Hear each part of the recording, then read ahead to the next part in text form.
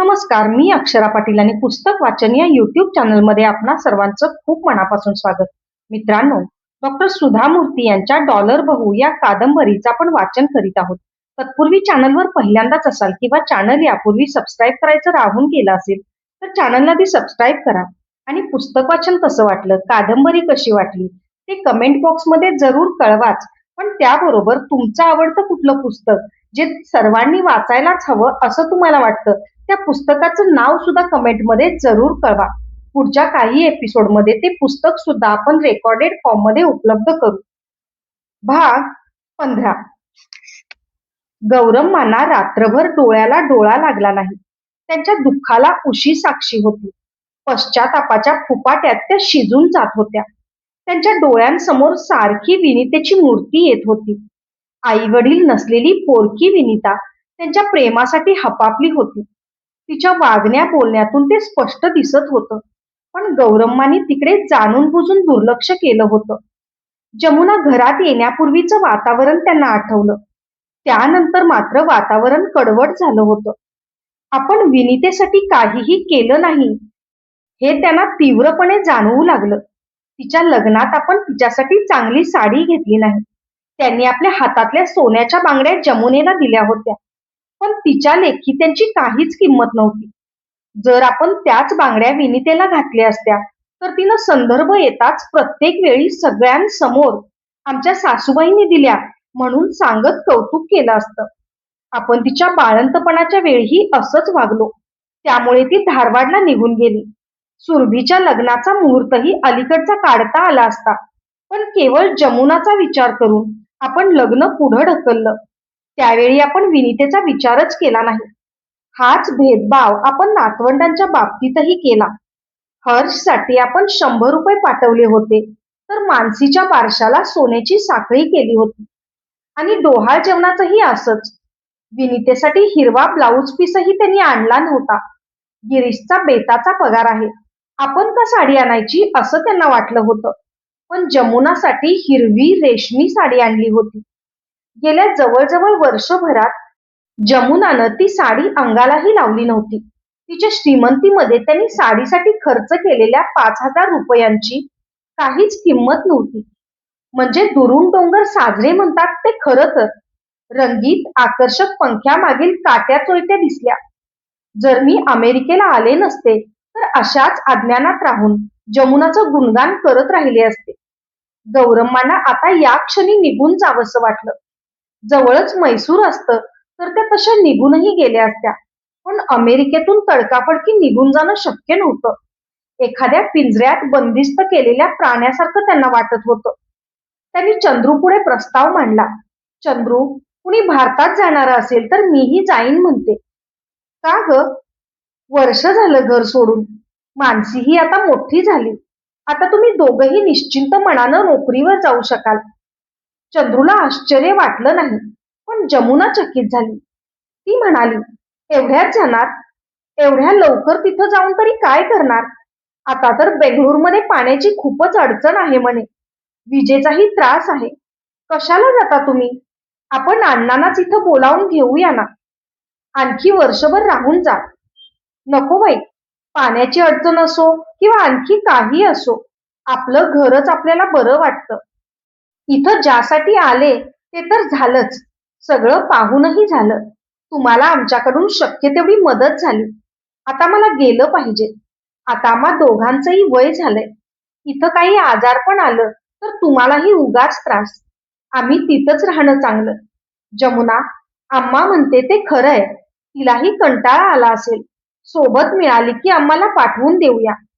त्या दिवशी ऑफिसातून घरी आलेल्या चंद्रूनं विचारलं, अम्मा, तुझ्या अल्मेल आडनावाच्या कुणी मैत्रिणी आहेत काय? त्या आडनावाची कितीतरी कुटुंब माझ्या ओळखीची आहेत. तू कुणाविषयी सांगतोयस? आमच्या कंपनीत न्यूयॉर्कहून शांता नावाच्या सॉफ्टवेअर इंजिनियर आले आहेत. बोलता बोलता त्या म्हणाल्या, तुमच्या आईंना अल्मेल शांता आठवते काय विचारा.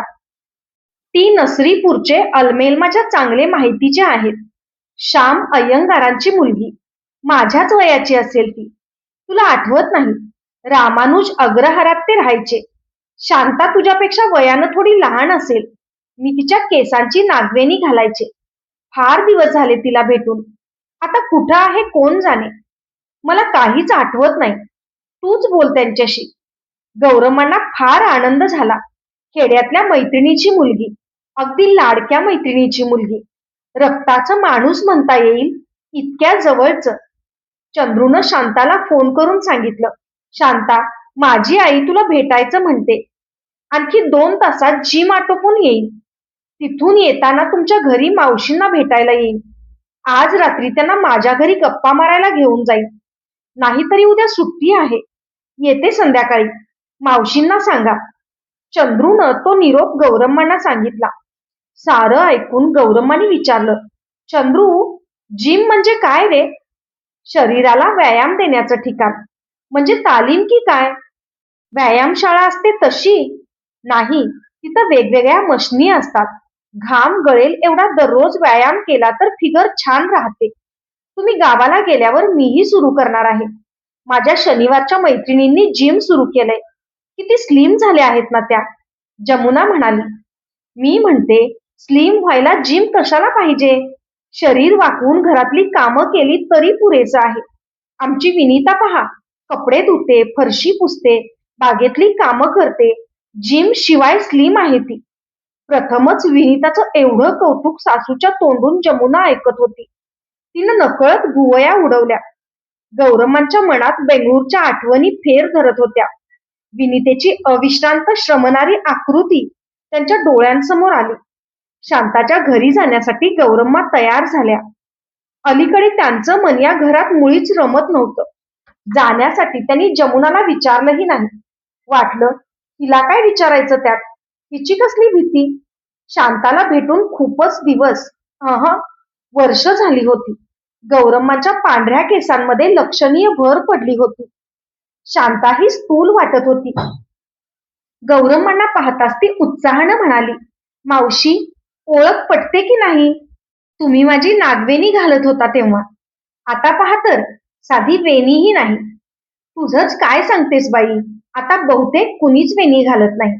माझ्या धाकट्या सुनेची, विनीताची वेणी मात्र चांगली हातभर लांब असते हं. अगदी नागासारखी जाड आणि काळी भोर. जमुनाचा काही क्षण आ वाचलेलाच राहिला.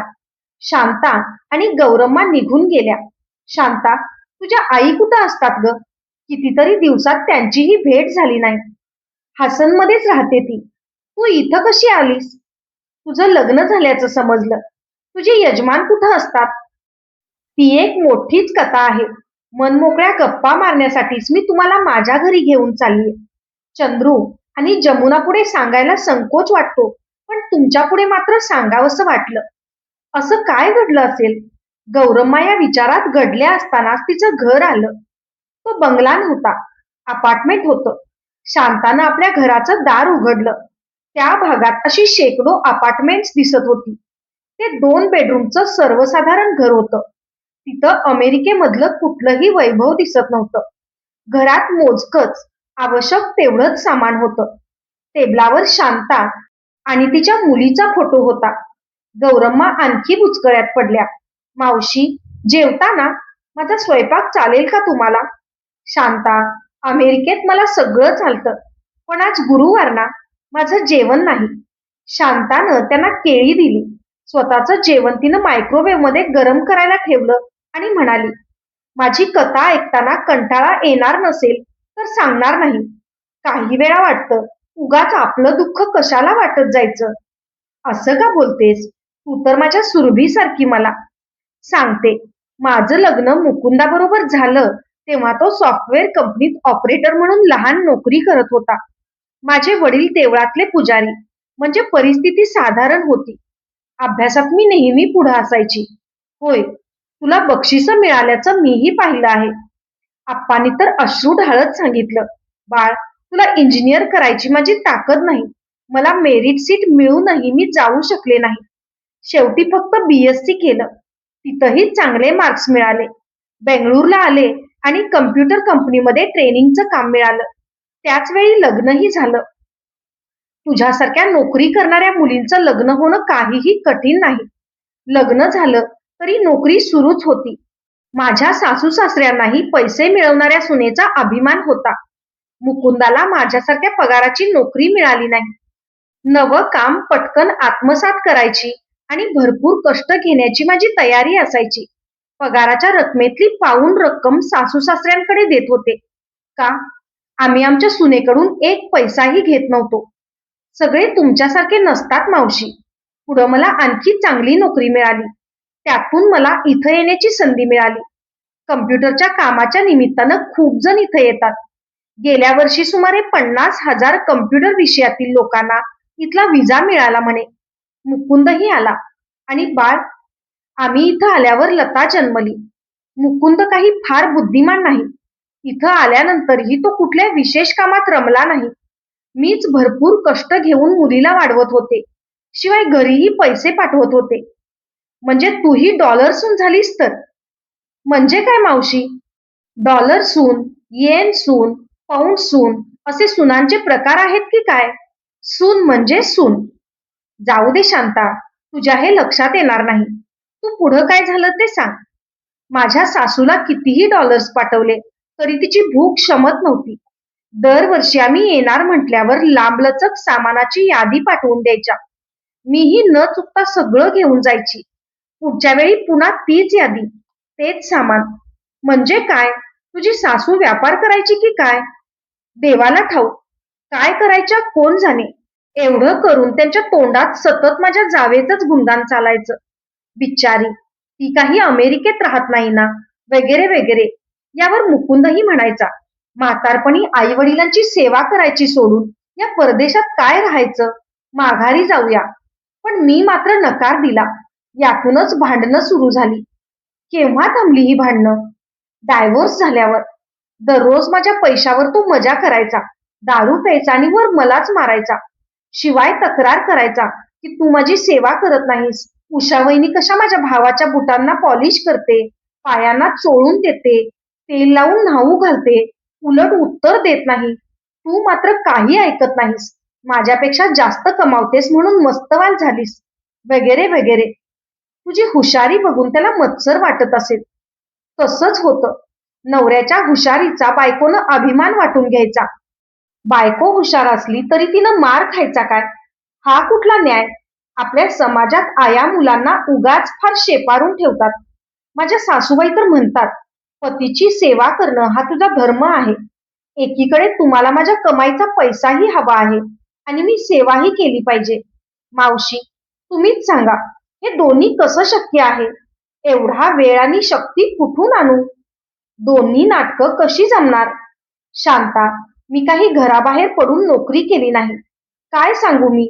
मी फक्त गृहिणी म्हणून संसार केला. तरीही एक सांगते, सगळ्यांनी परस्परांना सांभाळून गुण्या गोविंदानं राहिलं पाहिजे. हाच जीवनाचा परमधर्म. घरातल्या मोठ्यांनी संयम पाळायला पाहिजे. लहानांवर प्रेम करायला पाहिजे. मी 4थी पर्यंत शिकले. आणखी काय सांगू तुला?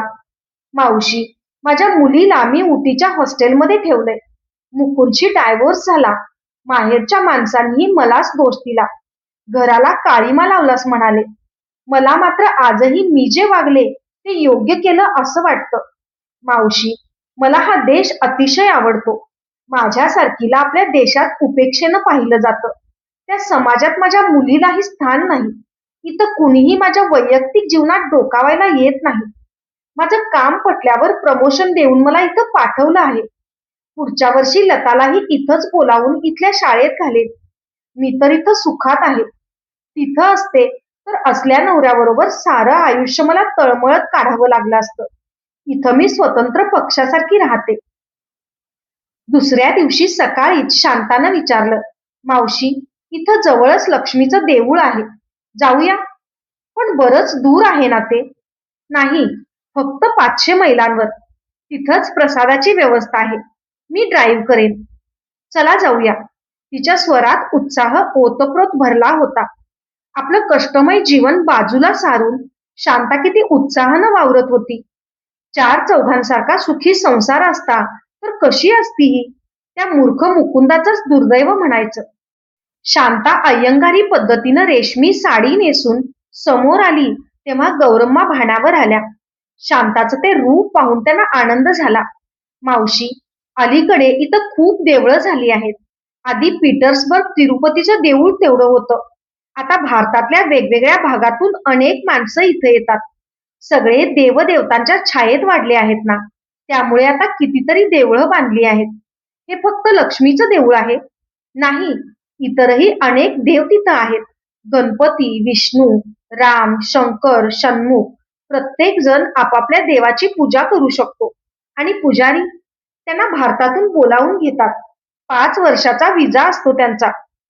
सुट्टीचा दिवस असल्यामुळे देऊळ भक्तांनी भरून गेलं होतं. तरीही गडबड गोंधळ नव्हता. कार पार्किंगसाठी वेगळी जागा होती. डस्टबिन, पावती ऑफिस. थोडक्यात सांगायचं तर भारतातले देव आणि देऊळ अमेरिकेतल्या स्वच्छतेमुळे देखणं दिसत होतं. एकीकडे क्षीराभिषेक आणि रुद्राभिषेक चालले होते, तर दुसरीकडे तमिळ तरुणाचा गोऱ्या तरुणीशी विवाहविधी चालला होता.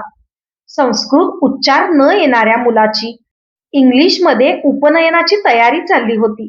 आणखी एकीकडे सुदर्शन होमाची तयारी चालली होती. गौरम माता एक नवाच अनुभव घेत होत्या. रात्री शांतानं गौरम्मांना चंद्रूच्या घरी सोडलं आणि पुन्हा पुन्हा भेटीचा आनंद घोळवून निघून गेली. गौरम्मांचं भारतात परतायचं नक्की झालं तेव्हा एक दिवस चंद्रू म्हणाला, "अम्मा, जाण्याआधी विनोद शहाच्या आईंना, माधुरीबेनना भेटूया. त्या तुला भेटायचं म्हणतात." "कोण रे?" "माझ्या मित्राची आई." "त्यांच्या घरी जाऊन येऊया." "अरे, मला त्यांची भाषा येत नाही. नुसतं भेटून काय करायचं?" "तेही वैष्णव आहेत. भेटायची खूप इच्छा आहे त्यांना." लगेच जमुना म्हणाली, "तुम्ही तिथं जात असाल तर मला वाटेत उमाकडे ड्रॉप करा. तिच्याकडे आजची शनिवारची मीटिंग आहे." गौरम्मांच्या लक्षात आलं, आज कुणाच्या सासूचा उद्धार होणार आहे कोण जाणे. चंद्रूचं मन राखण्यासाठी गौरम्मा विनोद शहाच्या घरी गेल्या तेव्हा कुत्र्या एवढ्या मांजराला माशाचे तुकडे भरवत त्याची पत्नी मीरा अंगणात उभी होती. "विनोद इथं नाही, त्याच्या आईच्या घरी गेलाय. आत या." "नको, माधुरीबेन कुठं आहेत?" "त्या इथं राहत नाहीत. जवळच एक लहान अपार्टमेंट आहे, तिथं राहतात." "का?" अभावितपणे गौरम्मांच्या तोंडून प्रश्न आला. नंतर चंद्रू म्हणाला, "सासवासुनांचं पटत नाही. एकत्र राहून भांडण्यापेक्षा वेगळं राहणं चांगलं ना. मग इथं कशाला राहतात? त्यापेक्षा भारतात का राहत नाहीत?" विनोद त्यांचा एकुलता एक मुलगा. आणखी कुणीही नाही त्यांना. त्यामुळे इथंच राहतात. गौरम्मा मनोमन आनंदल्या. "देवा रे, आज माझी तशी परिस्थिती नाही ना." छोट्याशा फ्लॅटमध्ये माधुरीबेन आणि राम भैया त्यांचीच वाट पाहत होते. भाषा कळायचा प्रश्न होता, पण भावना समजत होती. गौरम्मांना हिंदी बरंचसं समजत होतं, पण बोलता येत नव्हतं. माधुरीबेन जवळपास त्यांच्याच वयाच्या होत्या. गौरम्मा भारतात परतत आहेत, त्या नशीबवान आहेत, अशी माधुरीबेनची भावना होती. गुजराती मिठाई, ढोकळा, खिचडी, चिवडा असे अनेक खाद्यपदार्थ त्यांनी तयार करून ठेवले होते. त्यांच्या पायाच्या दुखण्यासाठी विनोद औषध आणायला गेला होता. ते समजताच चंद्रू म्हणाला, "तो CVS ला गेलाय ना, मीही जाऊन येतो." तिथं तिघच राहिले. "तुम्हाला प्यायला काही आणू? चहा, कॉफी की लस्सी सरबत?" "काहीही नको," गौरम्मांनी खुणेनं सांगितलं. "का बरं? आमच्या घरी येऊन तसेच कसे जाल? तुम्ही खरं तर आमच्या गावी यायला हवं होतं. बडोद्याजवळ खेडं आहे. तिथं आम्ही तुमची एवढी सरबराई केली असती की काही विचारू नका." आमचे यजमान पोस्टमन होते. खेड्यातली सगळी मुलं पोस्टमन काका म्हणून मागं लागायची. मीही गावातल्या बायकांना स्वयंपाकात किंवा पापड करण्यात मदत करत होते. काकांवर तर सगळ्यांचा फार जीव होता. स्वप्नातही आमचं गाव येतं आमच्या. त्या दोघींच्या डोळ्यात पाणी होतं. "असं असताना इथं का आलात?" "कितीतरी मुलं देवाघरी गेल्यावर हा विनोद जगलाय. आम्ही याच्यासाठीच जगत होतो. त्याला सोडून राहणं कठीण होतं. त्यात आमच्या यजमानांची प्रकृती तोळा मासा. त्यामुळं विनोदनं आग्रह धरला, सगळे एके ठिकाणी राहूया म्हणून. म्हणून इथं आलो आणि अडकून पडलो." "तुमची सून कुठली?" "आमच्याच गावची. तिच्या वडिलांची गावात गिरणी होती. 4 मुली त्यांना. घरची गरिबी होती. ओळखीचं घर, माणसं, मुलगीही रोज येणारी जाणारी. ती आपलं करेल असं वाटलं होतं. पण तेच चुकलं. अगदी गरीब घरच्या मुलीला सून करून आणू नये. गरिबाला ऐश्वर्य मिळालं की तो मध्यरात्री छत्र घेऊन फिरायला लागतो म्हणतात. अगदी खरंय ते. गौरम्मा मनात म्हणाल्या, श्रीमंता घरची मुलगी ही सून म्हणून आणू नये, नाहीतर आमच्यासारखी गत होईल. त्या पुढं सांगू लागल्या, ती इथं येऊन इंग्लिश शिकली, मच्छी मांस खाऊ लागली. परवा तर गोमान स्वस्त झालंय म्हणून निम्म वासरूच घेऊन आली.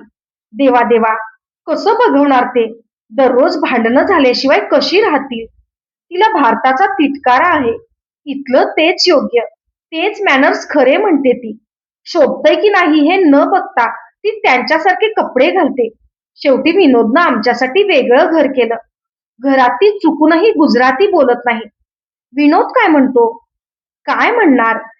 हिडिंबा गळ्यात बांधली म्हणून रागावतो आमच्यावरच. बिच्चारा, आमच्यानी तिच्यामध्ये तो अडकलाय. आमचं दुर्दैव.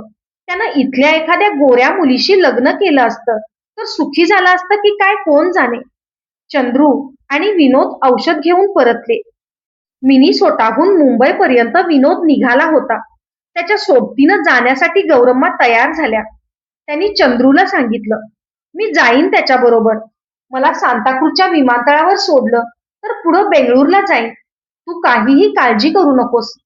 याचा अर्थ अम्माच्या मनातली घरी जाण्याची इच्छा प्रबळ झाली. चंद्रूच्या लक्षात आलं, विनोदनंही बेंगळूरच्या विमानात बसवून देईन असं कबूल केलं. जमुना म्हणाली, तुम्ही गेल्यावर आम्हाला त्रास होणार आहे, पण काय करणार? सुरभी विनीताला इथली खुशाली सांगा.